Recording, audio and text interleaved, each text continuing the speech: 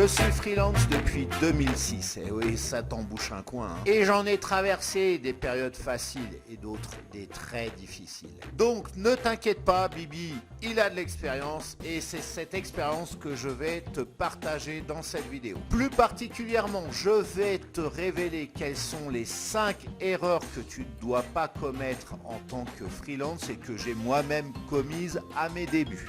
Bonjour, si tu ne me connais pas, si tu arrives totalement par hasard sur cette vidéo, je me présente, je m'appelle Cédric Corneloup et je suis web marketeur pour les entrepreneurs timides, introvertis ou en manque de confiance. Je vais lancer le jingle. Juste avant, je te remercie de liker cette vidéo, un petit pouce bleu en l'air, à aussi commenter, lâche-moi un petit commentaire juste pour me dire coucou ou pour me donner ton retour d'expérience si tu es freelance ou me poser des questions. Et si ce n'est pas encore fait, je t'invite à t'abonner à cette chaîne. Au moment de t'abonner, clique sur la cloche pour être au courant des prochaines publications. Alors je m'excuse aussi, c'est peut-être un peu le bazar derrière moi, il y a des cartons, il y a des trucs là, tu vois, il y a un peu de bazar avec les différents angles de la caméra, tu vas peut-être voir du bazar dans la pièce. Bah oui, je suis en train de déménager, donc forcément ça fait un peu de bazar et aujourd'hui je tourne en intérieur. Voilà pour mon petit blabla d'introduction. Maintenant, je lance le jingle, c'est parti.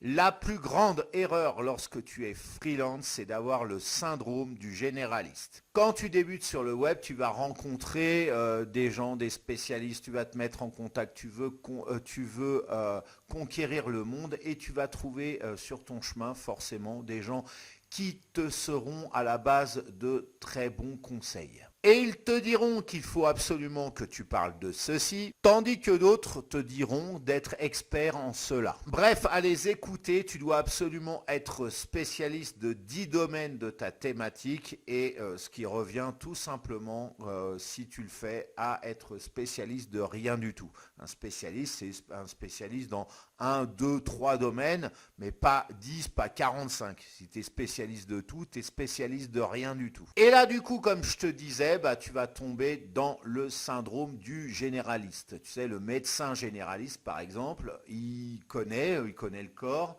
mais voilà, si tu as des problèmes cardiaques ou des problèmes pulmonaires qui demandent des examens poussés, il va pas savoir, il va rester au niveau généraliste et donc il faudra que tu consultes un spécialiste. Là c'est pareil, quand tu es généraliste de ton domaine, eh bien tu vas savoir un peu sur tout, mais pas forcément de façon poussée sur un domaine précis. Donc mon gros conseil, n'affiche qu'une spécialité ou deux, voilà, c'est très bien. Au-delà, ça met en danger ta communication, ton marketing.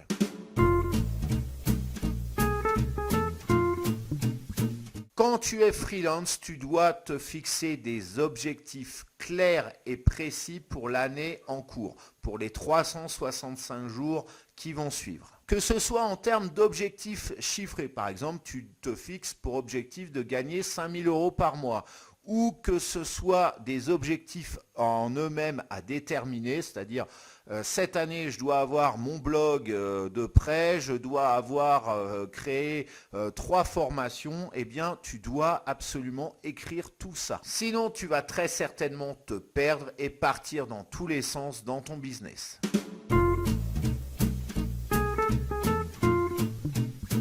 Une erreur majeure quand tu es freelance, c'est de vouloir travailler seul.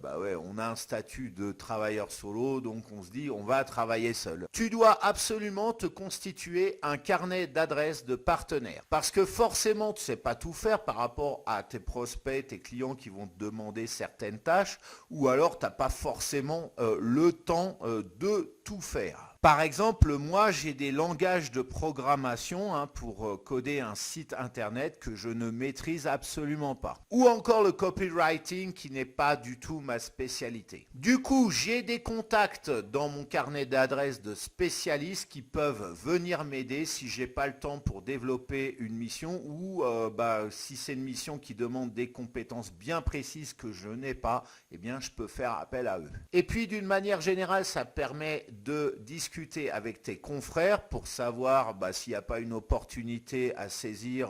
Ils ont une offre de mission dans laquelle tu peux participer. Tu peux aussi connaître des bons plans.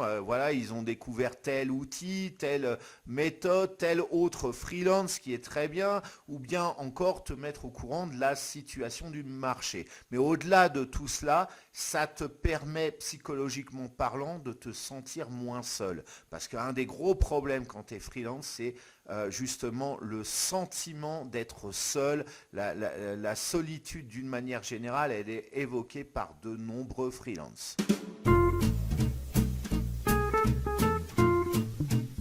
Une fois que tu as déterminé tes prix, en particulier ton taux horaire ou bien le prix de tes services, de tes produits, de tes packages, tout ça, tu ne les changes plus.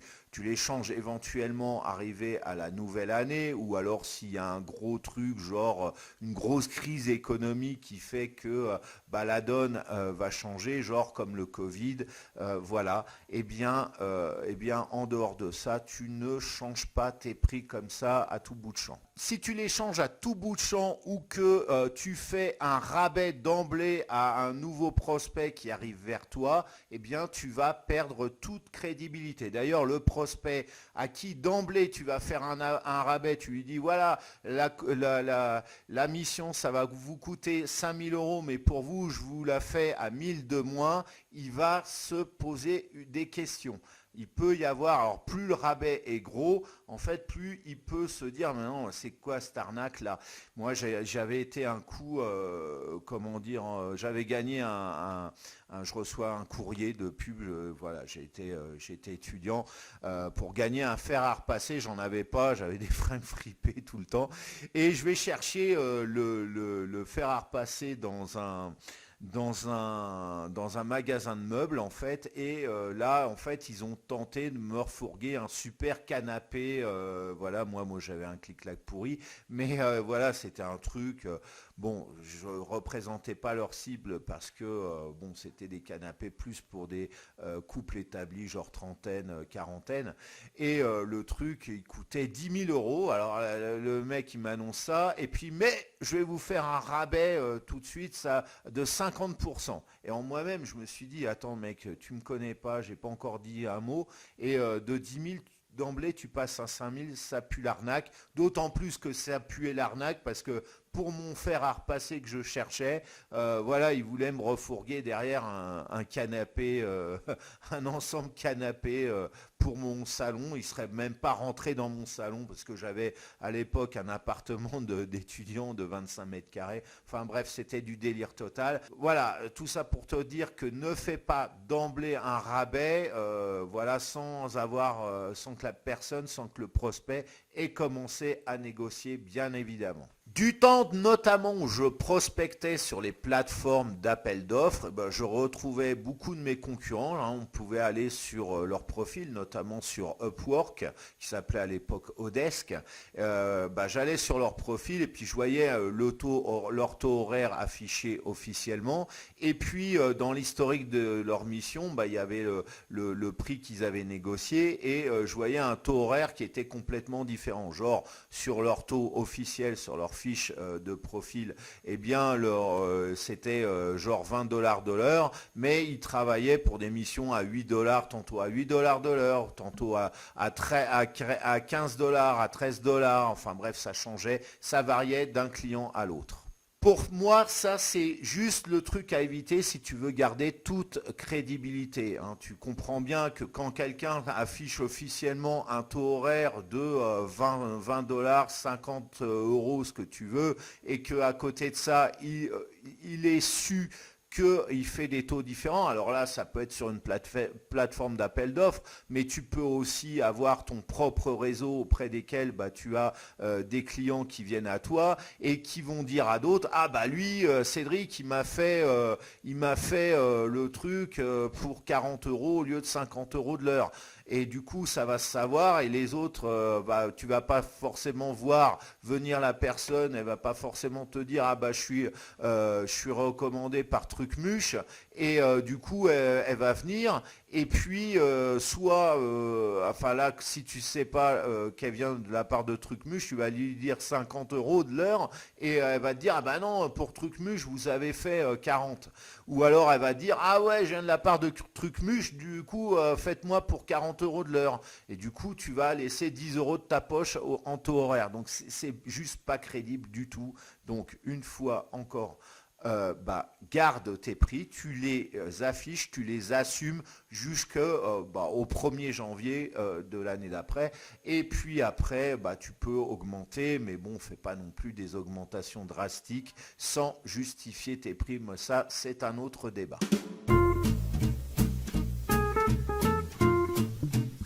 En tant que freelance, tu vas recevoir tout type de demandes, des demandes conventionnelles, mais aussi des demandes des plus farfelues. Tu vas avoir aussi des clients, des prospects qui vont vouloir tirer sur la couverture.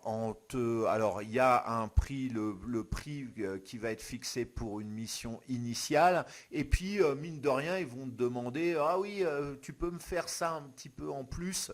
Et voilà, donc ça, moi, ce que je fais, parce que j'ai eu le cas à mes débuts et je me suis fait bouffer, alors les gens qui vont te demander un truc, ils vont te demander un premier truc en extra, donc tu vas être gentil, toi tu es timide, tu es en manque de confiance, donc tu veux faire plaisir, donc tu vas être gentil, tu vas le faire, puis ils vont te demander un deuxième truc, puis un troisième truc, et puis le troisième truc, ça pose des problèmes parce qu'il faut rajouter tel machin, et donc du coup, ça va te prendre un temps énorme, et ça, au final, tu vas pas oser demander en plus de l'argent. Enfin bref, c'est un bordel pas possible. Moi, ce que je dis, dès le départ, je dis voilà, le prix de la commission, elle est fixée par rapport à ce que vous me demandez.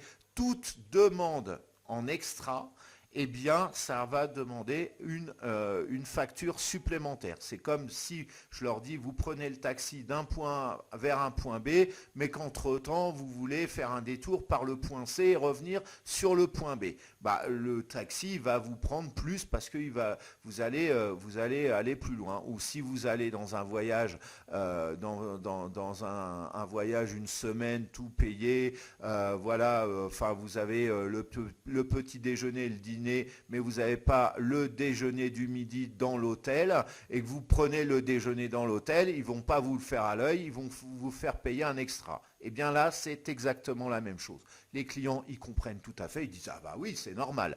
Par contre, si je ne précise pas, quand je vais leur faire une facture supplémentaire, ils vont tiquer dans 9 cas sur 10. Donc, il vaut mieux leur dire ça et puis après, tu es tranquille. Tu dois savoir dire non. Je sais que c'est pas forcément évident parce qu'on a tous tendance à vouloir faire plaisir. On se dit ouais non j'ai dit non, je suis un salaud, tout ça. Surtout quand on est timide ou en manque de confiance. Mais tu dois absolument savoir dire non. J'insiste là-dessus. C'est vital pour ton business, pour ton activité. Sinon, crois-moi, tu risques de te faire bouffer. Vraiment, moralement, ça risque de te prendre la tête.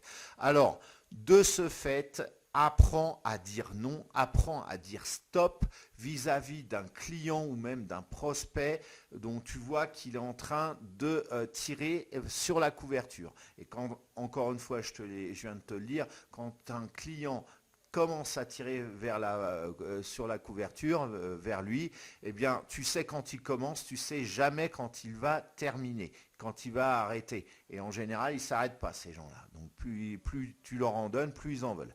Donc, dis stop dès le départ. Voilà, alors cette vidéo est maintenant terminée. J'insiste là-dessus.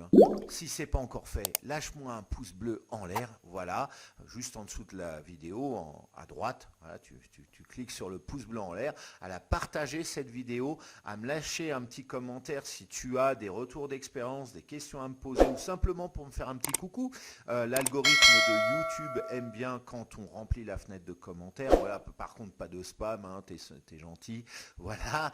Et si c'est pas encore fait, je t'invite à t'abonner à cette chaîne et au moment de t'abonner, cling cling, clique sur la cloche. Bah ouais, sinon tu seras pas au courant des prochaines publications. Alors maintenant, je t'ai laissé tout un tas de liens sympathiques juste en dessous de cette vidéo. Un des bons moyens de réussir, de se faire connaître en tant que freelance, c'est Facebook, tu sais, hein, je t'apprends rien.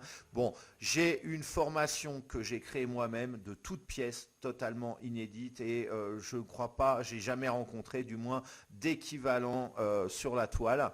Voilà, cette formation va te permettre de créer une communauté en partant de zéro. Voilà, tu préserves aussi ta timidité, ton manque de confiance, ça va se faire tout seul et tu vas générer au minimum 30% de trafic sur tes liens externes, c'est-à-dire vers tes articles de blog, vers tes vidéos YouTube, mais aussi vers tes pages de vente. Donc 30% de prospects en plus vers tes pages de vente, des prospects qui vont être qualifiés puisque cette communauté va être très réactive. Pour l'ensemble de tous ces détails, comment ça se passe, qu'est-ce qu'il y a dans cette formation, voilà, si tu veux en savoir plus, tu connais la description, hein, tu regardes dans la description de cette vidéo, le premier lien que tu vas trouver, tu vois, j'en bafouille, eh bien tu cliques dessus et tu vas avoir donc tous les détails de tout ça.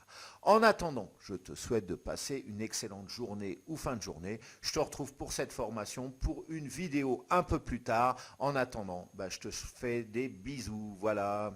Moi à mon bisounours, je lui fais des bisous. Des gentils, des doudous, des géants, des tout fous.